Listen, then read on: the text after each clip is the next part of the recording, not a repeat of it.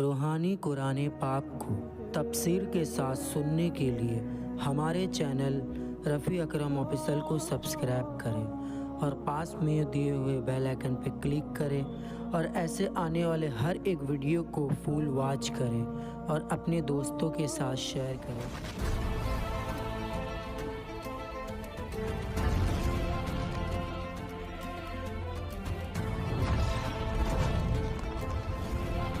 أعوذ بالله من الشیطان الرجیم، پناہ مانگتا ہوں میں اللہ کی شیطان مردود سے۔ وَلَا تَأْكُلُوا أَمْوَالَكُمْ بَيْنَكُمْ بِالْبَاطِلِ وَتُدْلُوا بِهَا إِلَى الْحُكَّامِ لِتَأْكُلُوا فَرِيقًا مِّنْ أَمْوَالِ النَّاسِ بِالْإِثْمِ وَأَنْتُمْ تَعْلَمُونَ۔ صدق اللہ العظیم۔ اور آپس میں ایک دوسرے کا مال نہ حق نہ کھاؤ اور نہ حاکموں کے پاس ان کا مقدمہ اس لیے پہنچاؤ کہ لوگوں کا کچھ مال ناجائز طور پر کھا لو جان بوجھ کر۔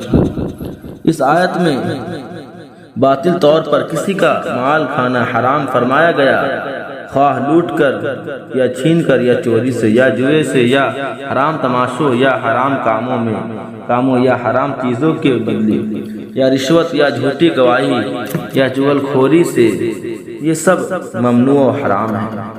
مسئلہ اس سے معلوم ہوا کہ ناجائز فائدہ کے لیے کسی پر مقدمہ بنانا اور اس کو حکام تک لے جانا ناجائز و حرام ہے۔ اسی طرح اپنے فائدہ کی غرض سے دوسرے کو ضرر پہنچانے کے لیے حکام پر اثر ڈالنا، رشوتیں دینا حرام ہے۔ جو حکام رس لوگ ہیں یعنی جن کی پہنچ حکمرانوں تک ہے، وہ اس آیت کے حکم کو پیش نظر رکھیں۔ حدیث شریف میں مسلمانوں کے ضرر پہنچانے والے پر لعنت آئی ہے۔ صدق اللہ العظیم۔ ہماری طرف سے رمضان کے پاک مہینہ مبارک ہو۔ ہمارے اسی طریقہ کے ویڈیو دیکھنے کے لیے ہمارے چینل رفیع اکرم آفیشل کو سبسکرائب کریں اور پاس میں دیے ہوئے بیل آئیکن پہ کلک کریں اور ایسے آنے والا ہر ایک ویڈیو کو اپنے دوستوں کے ساتھ شیئر کریں۔